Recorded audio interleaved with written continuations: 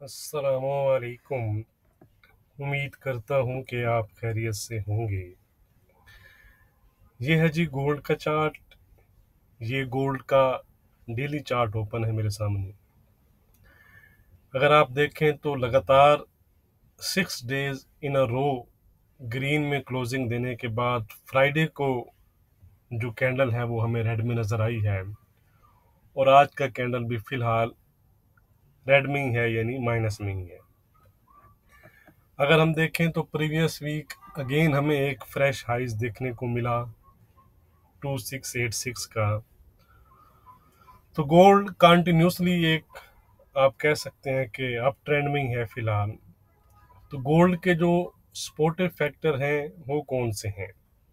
Number one, geopolitical tension, ख़ास तौर पर मिडल ईस्ट, जहां पर हमें एस्केलेशन में इंक्रीज नज़र आया है। ख़ास तौर पर रिसेंटली जो इसराइल ने अटैक वगैरह किए हैं हिजबुल्लाह के ऑफिस वगैरह पे।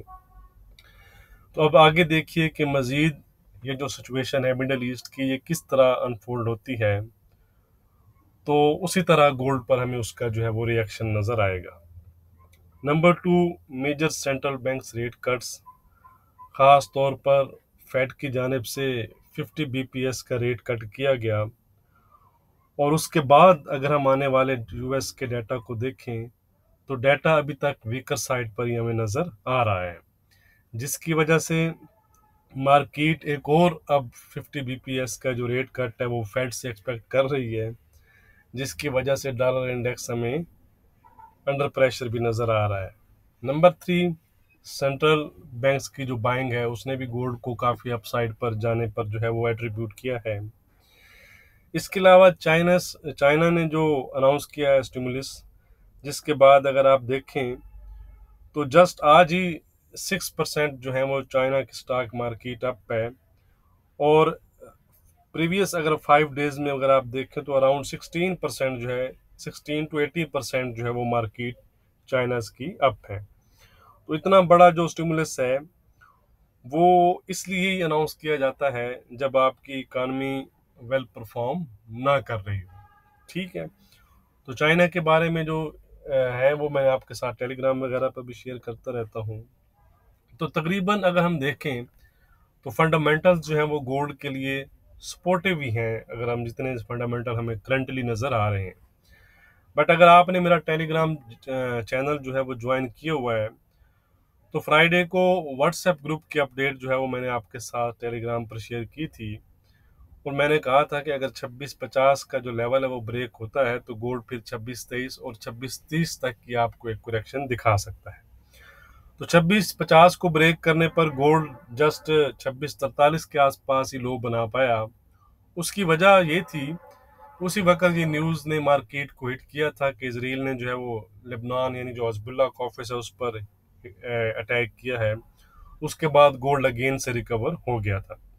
लेकिन मैं अभी भी अपने व्यू के साथ फिलहाल इंटैक्ट ही हूँ। जो करंट सिचुएशन है कि टेक्निकली कुछ चीज़ें ओवरबॉट हैं, कुछ चीज़ें कह रहा हूँ कि गोल्ड ओवरबॉट है। तो 2650 के नीचे अगर सस्टेन करता है तो फिर एक हमें जो डाउन साइड है वो नज़र आ सकता है, जो लेवल मैंने ऑलरेडी आपके साथ डिस्कस किए हैं।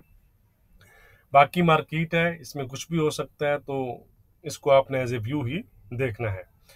तो इस वीक फोकस जो है वो मेन फेड चेयरमैन पावर की स्पीच, यूएस के PMI numbers, job openings, ADP और नॉन फॉर्म पे रोल्स पर रहेगा।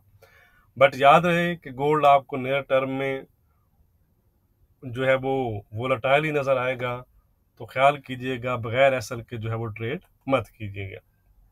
तो क्योंकि हमने वीकली वीडियो नहीं बनाया, तो सबसे पहले हम वीकली जो लेवल हैं वो देख लेते हैं, उसके बाद हम इंट्राडे के लेवल देखेंगे।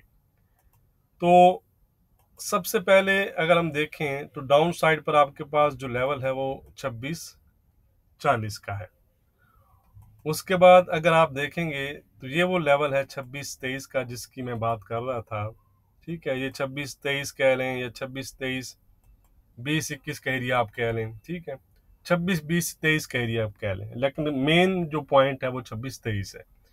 यानी जैसे ही मार्केट अगर 2640 ब्रेक करती है तो ये वाला जो एरिया है ये आपके लिए एक फिर जो टेक्निकली है वो बाइंग के लिए अच्छा एक एरिया रह सकता है। और उसके मज़ीद अगर आप बिलो जाएंगे तो फिर जो बायर्स हैं मैं उनकी बात कर रहा हूँ, ठीक है, तो उनके लिए फिर ये 2600 से 2590 का जो एरिया है ये एरिया फिर एक बाइंग जोन रहेगा। यानी अगर आप बायर्स हैं तो इन लेवल्स पर आप बाइंग को अपॉर्चुनिटीज जो है वो देख सकते हैं। ऑन द अदर साइड अगर हम सेलिंग की बात करें तो ये लेवल था 2666 के आसपास, जो आज ओपनिंग के बाद ही हिट हुआ, और अगर आप देखें तो ऑलमोस्ट एक अच्छा जो है वो गेन दे चुका है इंट्राडे के लिहाज से। तो ये जो एरिया है जी 2666 से 72 का, इंट्राडे के लिहाज से आप इस एरिया को फोकस कर सकते हैं अगर आप सेलर हैं। और ओवरऑल वीकली बेसिस पर जो लेवल रहेगा वो रहेगा हमारा, कौन से रहेंगे लेवल, वो दो लेवल रहेंगे, वो रहेंगे 2686। ये हाई जो है वो मस्ट ब्रेक करना होगा गोल्ड प्राइसेस को। अगर ये हाई ब्रेक करती हैं तो फिर 2700 का जो लेवल है वो हमें देखने को मिल सकता है। ये जो एरियाज हैं ये आपके पास सेलिंग एरियाज हैं और ये जो एरियाज हैं आपके पास बाइंग एरिया है। अपना व्यू मैंने ऑलरेडी आपके साथ शेयर कर दिया है। तो आज इंट्राडे के लिहाज से जो फोकस है वो जर्मन के सीपीआई नंबर्स और फेड चेयरमैन पावल की स्पीच पर रहेगा। तो इंट्राडे के लिहाज से हमारी क्या रेजिस्टेंस और सपोर्ट है वो हम देख लेते हैं। तो यहाँ पर अगर आप देखें तो 2666 का जो एरिया है ये भी अब एक अच्छा इंट्राडे के लिहाज से रेजिस्टेंस एरिया है, इसको आप प्ले कर सकते हैं। बहरहाल हमारा क्या लेवल है वो हम देख लेते हैं। उससे पहले वीडियो को लाइक और शेयर करना मत भूला करें, डिस्क्रिप्शन ज़रूर चेक किया करें, उसमें गोल्ड के लेवल आई से दिए जाएंगे अगेन से। बाकी व्हाट्सएप ग्रुप के लिए आप डिस्क्रिप्शन में दिए गए नंबर पर कॉन्टैक्ट करके डिटेल हासिल कर सकते हैं। तो जैसे कि मैंने आपको बताया कि इनिशियल रेजिस्टेंस 2666 का है, लेकिन हमारा इंट्राडे का रेजिस्टेंस 2671 रहेगा। इसको अगर गोल्ड ब्रेक करता है तो गोल्ड 2678 और 2686 तक जा सकता है। सपोर्ट है हमारा 2640 से 38 का जोन है। ये दो 20 पिप का जो है वो आप समझ लें स्पाइक वगैरह ले लें। इसको अगर गोल्ड ब्रेक करता है तो फिर गोल्ड वीक जोन में इंटर हो जाएगा। फिर गोल्ड 2630 और 2623-20 तक जा सकता है। ट्रेंड की बात करें तो ट्रेंड फिलहाल फ्लैट है गोल्ड प्राइसेस का। या तो ये वाला हमारे रेजिस्टेंस ब्रेक करे या सपोर्ट ब्रेक करे तो इसका ट्रेंड चेंज होगा। बाकी लाइव स्ट्रीम आप ज्वाइन कर सकते हैं। लाइव स्ट्रीम में भी आपको जो लेवल्स हैं वो काफ़ी एक्यूरेट दिए जाते हैं, उनको प्ले करके भी आप अच्छा एक प्रॉफिट ले सकते हैं। ये है जी सिल्वर। सिल्वर में हमारा रेजिस्टेंस है 3190 का, सपोर्ट है 3110 का। ट्रेंड इसका पॉजिटिव नहीं रहा, ट्रेंड आप इसका फ्लैट कहेंगे। अब हम चलते हैं जी क्रूड ऑयल की जानिब। क्रूड ऑयल एक अच्छी बेस बनाई है इसने 67 के आसपास। अब अगर ये वाले जो हाइज निकलते हैं, ये पिन पॉइंट अगर मैं बताऊं तो 68-60 के आसपास के हैं, ठीक है।